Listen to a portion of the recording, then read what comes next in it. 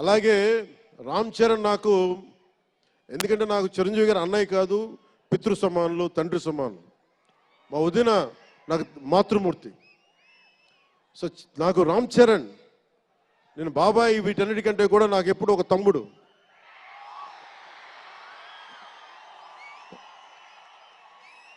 చిన్నప్పుడు బాగా ఏడిపించేవాడిని, నేను ఇంకా బద్ధకంగా ఉండేవాడిని.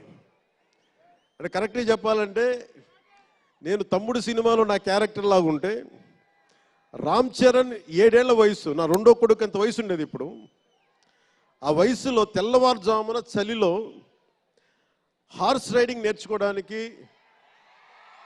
మొత్తం ఆ హెల్మెట్తో పాటు అన్నీ పెట్టుకొని, షూస్ అన్ని సర్దుకొని రాత్రే నేను సోఫాలో పడుకొని ఉంటే వచ్చి పాపం నన్ను లేపి, ఇంకా నేను పడుకునేవాడిని, తను రెడీ అయిపోయి నన్ను లేపి ఒకసారి నేను దింపాల్సి వచ్చేది. ఇష్టంతో కదా, తప్పక, లేదు తిడతారు ఇంట్లోనే. అంటే అంత క్రమశిక్షణతో ఉండేవాడు చిన్నప్పటి నుంచి. నాకు రామ్ చరణ్లో నచ్చింది ఏంటంటే, ఇంత ప్రతిభ సమర్థత ఉందని ఎప్పుడు తెలియదు ఎవరికి కూడా. ఇంత శక్తి సమర్థత ఉంది ఈ వ్యక్తులు ఎప్పుడు మాకు తెలియలేదు. ఎప్పుడు ఇతను నేను డ్యాన్స్ చేయటం ఎప్పుడు చూడలేదు నా లైఫ్లో, సినిమాలో తప్ప. ఇంక సినిమాలో మాకు వ్యక్తిగత జీవితం నేను ఎప్పుడు చూడలే. అసలు మ్యూజిక్ వేస్తే కాలు కూడా ఆడించడు, కానీ అంత అద్భుతమైన